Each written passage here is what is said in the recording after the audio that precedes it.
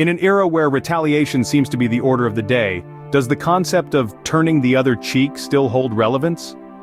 Our world often reverberates with the echoes of tit for tat, an eye for an eye, a tooth for a tooth. Yet nestled within the pages of the Sermon on the Mount, we find a radical idea. An idea that urges us not to resist an evil person, but instead, turn the other cheek. Let's dive into the origins of this concept and understand its implications. The concept of turning the other cheek finds its roots in Jesus' Sermon on the Mount. This sermon, one of the most famous addresses ever given, is a cornerstone of Christian teachings, and it's where we find Jesus instructing his followers to respond to aggression with a radically peaceful approach. Now picture this: the crowd gathered on the mountainside is living under Roman rule, a society where the law of an eye for an eye, a tooth for a tooth, was the norm. This law, found in Leviticus 24:19-20, was intended to prevent disproportionate revenge, ensuring the punishment fit the crime. But here's where Jesus flips the script. Instead of endorsing this law, Jesus proposes a new approach. He says, "But I tell you, do not resist an evil person. If anyone slaps you on the right cheek, turn to them the other cheek also." This was not just about physical slaps, it was a metaphor for any injustice or offense.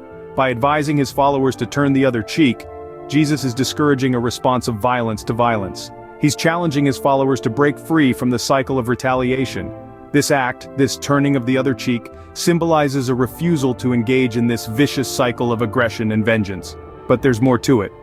Turning the other cheek is not about accepting abuse or endorsing injustice. Quite the opposite. It's an act of non-violent resistance, a demonstration of moral strength. By refusing to retaliate, individuals maintain their dignity, challenging the aggressor to reconsider their actions. And let's not forget, this teaching aligns with Jesus' overall message of love, mercy, and forgiveness. By turning the other cheek, followers are showing love even for those who harm them, embodying God's unconditional love. So, Jesus' instruction to turn the other cheek is more than a personal directive. It's a call for societal transformation, a challenge to rethink our automatic reactions to violence, and to seek more constructive, peaceful ways of dealing with conflict. Now that we understand the original context, let's delve into its interpretation at the time. In a society governed by the law of eye for eye and tooth for tooth, Jesus' teaching was nothing short of revolutionary. It was a radical departure from the established social norms of the time, a direct challenge to the existing laws of retaliation. The world in which Jesus lived was one where retribution was the standard response to harm or offense. The law of an eye for an eye and a tooth for a tooth, drawn from Leviticus 24:19-20, was a guiding principle. It was a law designed to limit revenge, to ensure that the punishment meted out was proportional to the crime committed. But Jesus proposed a new approach, a new way of thinking about and responding to violence. The act of turning the other cheek is more than just a physical act.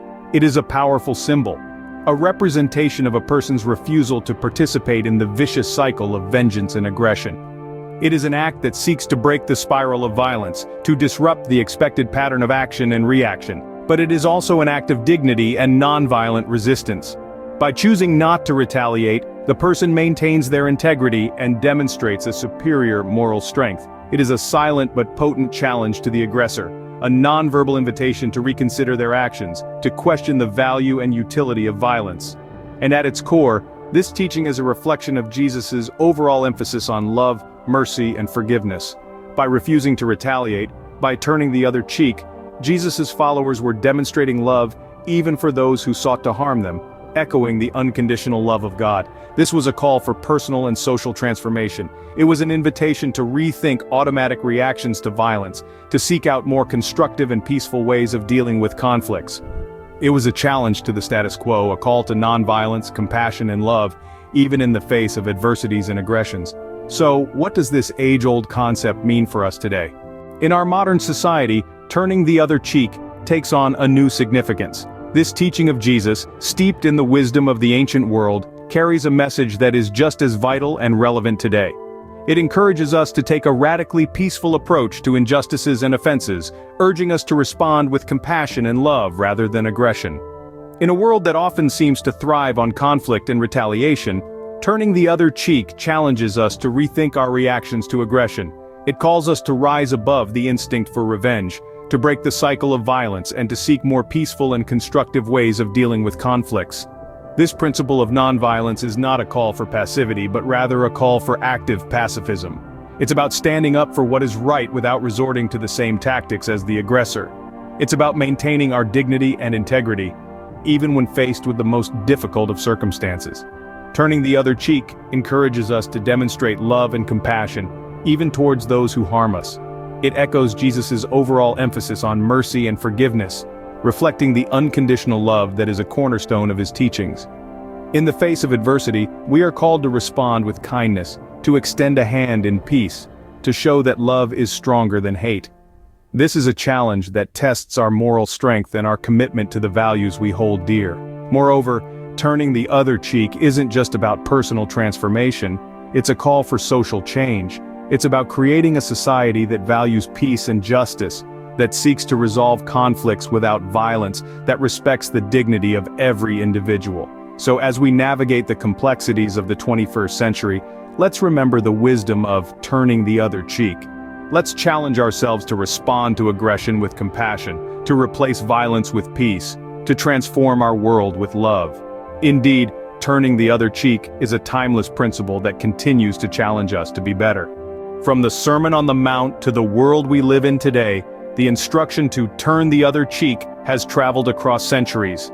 It challenges us to break the cycle of retaliation, to retain our dignity in the face of aggression, and to demonstrate compassion. This isn't about passivity, it's about active pacifism that seeks transformation.